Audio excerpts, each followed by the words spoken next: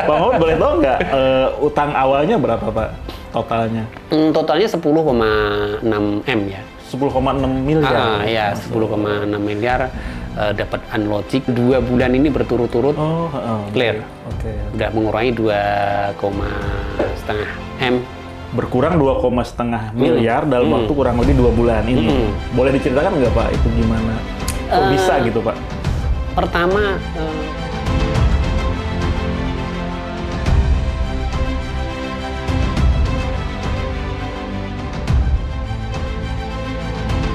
Assalamualaikum warahmatullahi wabarakatuh. Waalaikumsalam. Robi sorohli sodri wa yasirli amri wahlul uqdatan milisani yafqahu qawli amma ba'du.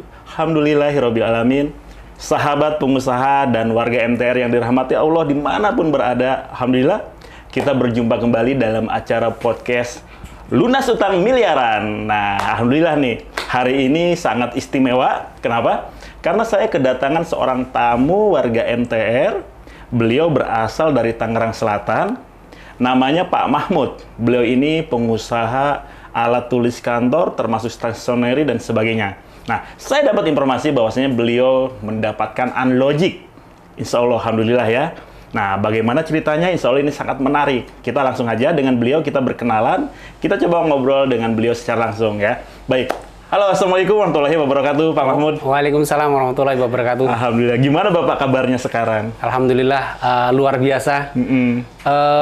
Saya jauh-jauh sengaja silaturahim untuk berbagi cerita tanpa ada rekayasa apapun, tanpa ada hal apapun itu karena rasa kegembiraan hati saya yang saya nggak bisa dilukiskan dengan apapun apa itu namanya selama dalam proses penyelesaian satu persatu hutang-hutang saya yang menurut ukuran saya besar ya. Jadi tadi saya juga cerita bahwa kalau saya menceritakan sesuatu hal yang nggak ada bukti, nggak ada apa nanti dikira lebay. Tapi emang kadang faktanya gimana kayak gitu loh. Faktanya seperti itu. Pak Mahmud sekarang berarti apa nih? Kegiatannya apa sekarang, Pak? Jadi sekarang kesibukannya saya tetap turun ke lapangan. Jadi apa itu namanya? Saya masih kunjungan ke customer di daerah Jawa sampai Solo, Purwokerto, Magelang, Cirebon kayak gitu. Jadi sekarang apa yang seperti pembelajaran dulu di TP itu dakwah lebih andap asor dan kita tetap membangun silaturahim itu yang dan itu dilakukan secara terus menerus tidak ada putus saja. Karena kalau secara logika situasi kayak gini, pandemi sudah hampir 2 tahun berjalan ini, apa itu anak didik juga belum optimal, itu dampaknya luar biasa. Ini kan Bapak bisnis di bidang alat tulis ya? Berhubungan erat sama perkantoran, dengan pendidikan. Sementara selama pandemik ini kan apa namanya WFH gitu ya. Itu gimana Pak? Usaha gimana? Tetap berjalan, cuman hanya sebatas pertama bersyukur dan bertahan. Hanya sebatas itu aja karena kalau kita optimalkan juga mau optimal gimana? Orang anak sekolah juga masih di rumah. Ini anak sekolah sudah mulai aktif juga belum begitu apa itu namanya dongkrakan dalam marketing itu belum begitu signifikan kayak gitu. Tapi yang jelas ada satu hal yang nggak bisa ditukar dengan apapun, ketenangan hati kita sekarang jauh lebih jauh. Kalau dulu apa-apa udah cemas, apa-apa nanti gimana. Sekarang benar-benar ya Allah, kan wajah kan nggak bisa menipu kan. Bapak mulai dari membangun bisnis, kemudian akhirnya meninggalkan jejak utang gitu ya. Kalau nggak salah Pak Mahmud ini bergabung dengan MTR pun belum lama ya Pak ya? Boleh diceritakan Pak, waktu itu pertama kali gabung MTR gimana ceritanya? Jadi kayak gini, itu ya singkat cerita kayak gini. Itu panjang terhadap perjalanan kehidupan baik kita sebagai seorang muslim, sebagai seorang individu tentu mengalami situasi tekanan yang luar biasa, bisnis rontok, omset drop luar biasa jauh, hutang menumpuk, pengeluaran, tanggungan keluarga berjalan terus, nggak ada yang bisa dikurangi, nggak ada sama sekali nggak ada yang bisa dikurangi. Dan utang nggak mau tahu ya Pak ya? Nggak mau tahu. Ketika suatu saat ada semacam pikiran blank. Juni, sekitar awal Juni, saya tanggalnya nggak tahu blank itu. Dari situlah, wah ini depresi nih. Disitulah saya harus mencari sesuatu jalan keluar yang nggak mungkin saya harus. Namanya kita niatnya kita baik, qadarullahnya Allah pertemukan kebetulan guru ngaji kami setelah hampir 2 bulan kayak ini datang bercerita, walaupun sebelumnya udah cerita, tapi karena sekarang situasi lebih berat, akhirnya disitulah cerita Pak Mahmud, setelah saya menceritakan, saya bukan seorang yang durhaka terhadap Allah, saya tidak berdurhaka terhadap orang tua, bahkan orang tua dalam tanggung, tapi kenapa saya mengalami posisi seperti ini, kayak gitu. Singkat cerita, bersinggunglah terhadap masalah riba. Mungkin Pak Mahmud maaf ya, jangan tersinggung. Pak Mahmud pakai uang bank riba. Disitulah saya tersentak. Ya dari awal saya bisnis. Soalnya riba itu efek terhadap hati kita, kesehatan kita, terhadap sirkulasi kehidupan kita itu luar biasa. Karena sama aja keharamannya itu sama aja. Coba sekarang Bapak dibalik. Bapak tiap bulan ngasih makan daging babi sama keluarga, Bapak sendiri makan. Iya. Tapi Bapak nggak makan riba. Sama aja, itu dibolak-balik aja. Bapak nggak makan daging babi, tapi Bapak makan riba. Atau kita baliklah sekarang. Bapak nggak makan riba, cuman Bapak makan. Kuat nggak? Pasti nggak kuat. Sama, cuman karena riba itu dalam bentuk uang, seolah-olah itu nggak berasa. Tapi padahal itu efeknya luar biasa. Disitulah saya tersentak, saya tersadar, ternyata apa yang saya alami dalam kehidupan pribadi saya, gejolak-gejolak terhadap bisnis, ya bahasanya mampet sana sini kayak gitu, itu ternyata berefek. Jadi waktu itu proses Bapak mencari sebuah jawaban ya Pak? Iya, mencari jawaban. Waktu itu ketika sebelum Bapak mendapatkan titik balik tersebut, apa Pak hal paling terpedih yang pernah Bapak rasakan apa gitu Pak? Dari sisi bisnis, keluarga, kehidupan Bapak? Begini, saya ada bisnis itu dari tahun 2006. Dari awal itu saya udah menggunakan uang riba. Keluarga saya crack. Bisnis masih berkembang. Sekarang kebalik, Allah ganti keluarga yang insya Allah lebih baik.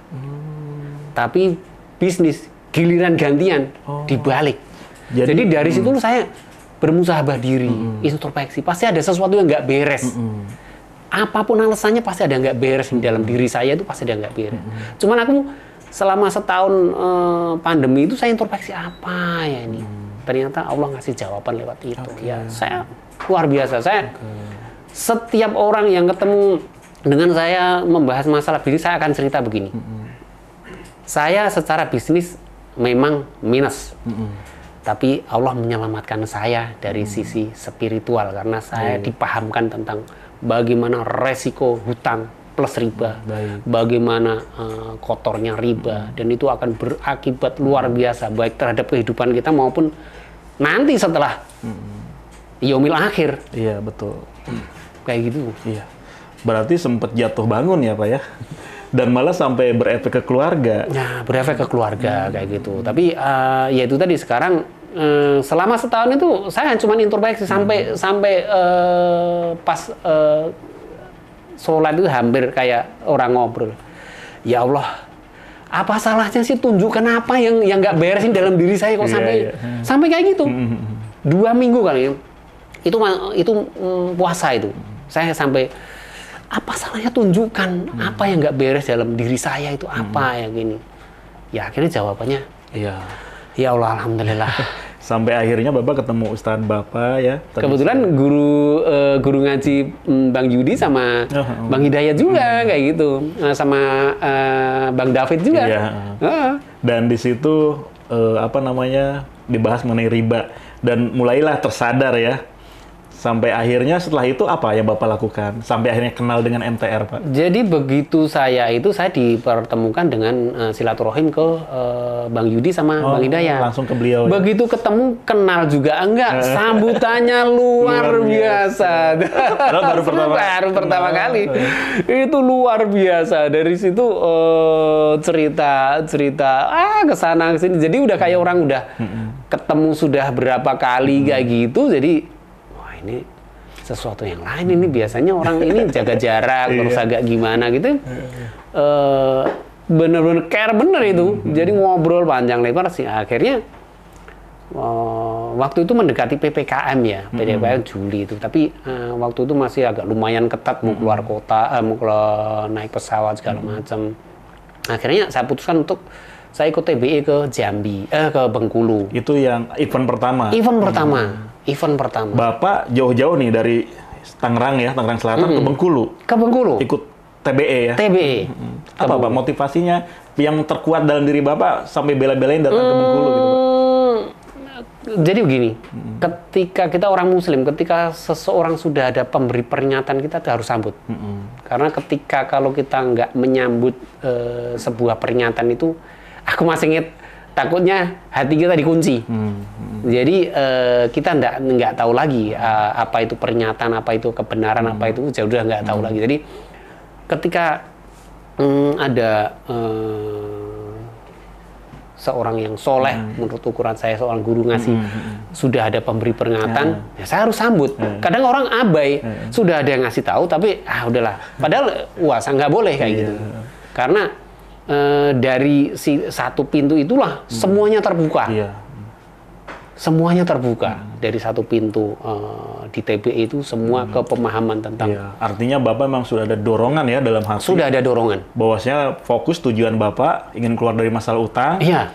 Akhirnya Bapak jemput ilmunya TBE sampai ke Bengkulu. Iya, betul. Lalu apa yang terjadi Pak di event TBE itu? Bapak menyesal ikut TBE? Sebiji zarah pun enggak. Padahal luar biasa. Ya uang, ya perjalanan, ya waktu, ya tenaga. Padahal baru pulang dari luar kota itu. Saya kan setiap bulan itu kan keluar kota. Keluar kota 9 hari. Begitu 9 hari selesai, saya pulang. Terus pulang itu Minggu, Seninnya saya berangkat. Senin berangkat tanggal 28, kan 29 sama 30 kan acara kan. Dan langsung berangkat itu. Bulan apa itu? Bulan Juni. Juni tanggal Juni tanggal 28 saya berangkat. Acaranya ke tanggal 29 tanggal 30. Kayak gitu. Baik. Alhamdulillah. Nah, akhirnya apa Pak yang Bapak rasakan setelah ikut TBE gitu? Apa yang Bapak dapatkan? Paham dan nangis. Oh, gitu. Gimana? Ternyata jawaban. Gimana? Kok bisa sampai nangis? Ya tersentuh luar biasa. Jadi seseorang terpojok, seseorang yang apa yang saya alami selama ini ternyata dikupas di situ. Disitulah kayak semacam kayak gini loh. Begitu kita masuk pintu rumah ini. Otomatis akan ini pintu kamar, itu. Disitulah kita paham, dari situ pintu riba itu kita dipahamkan ke hal-hal yang lain tentang bagaimana orang harus andap asor, bagaimana orang berdakwah, bagaimana orang menyikapi orang. Itu banyak sekali dan itu berubah. Tadi malam itu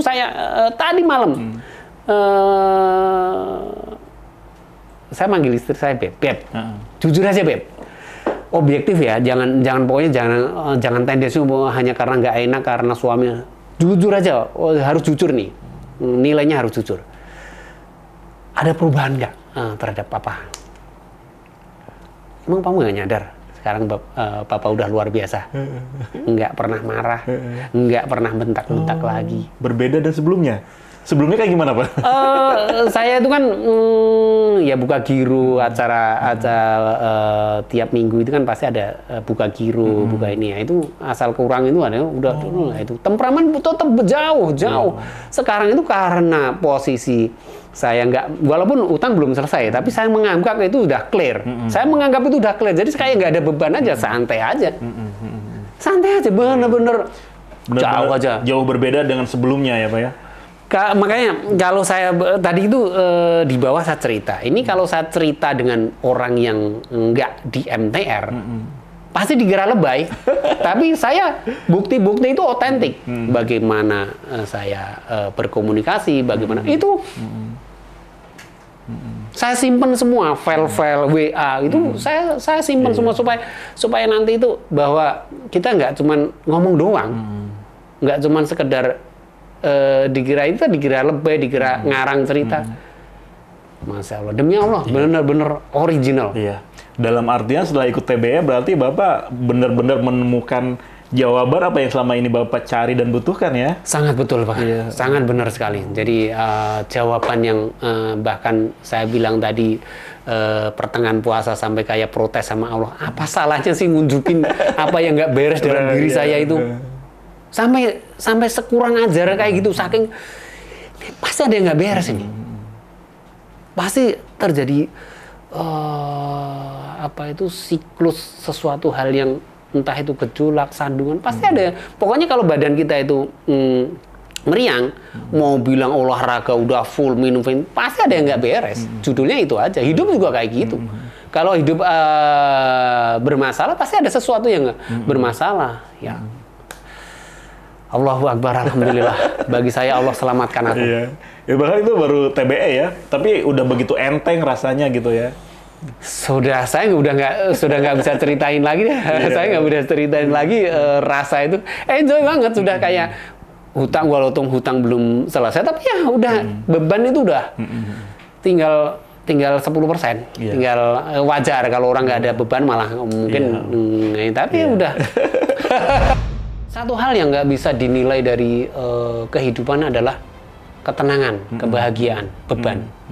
Jadi seberapapun harta seseorang, tapi kalau beban batinnya itu ini, ya nggak bisa. Ketawa pun juga nggak bisa. Inner beauty-nya nggak keluar. Utang awalnya berapa Pak totalnya? Totalnya 10,6 M ya. 10,6 miliar. Ya, 10,6 miliar. Dapat Unlogic 2 bulan ini berturut-turut clear. Udah mengurangi 2,5 M. Berkurang 2,5 miliar dalam waktu kurang lebih 2 bulan ini. Boleh diceritakan nggak Pak itu gimana?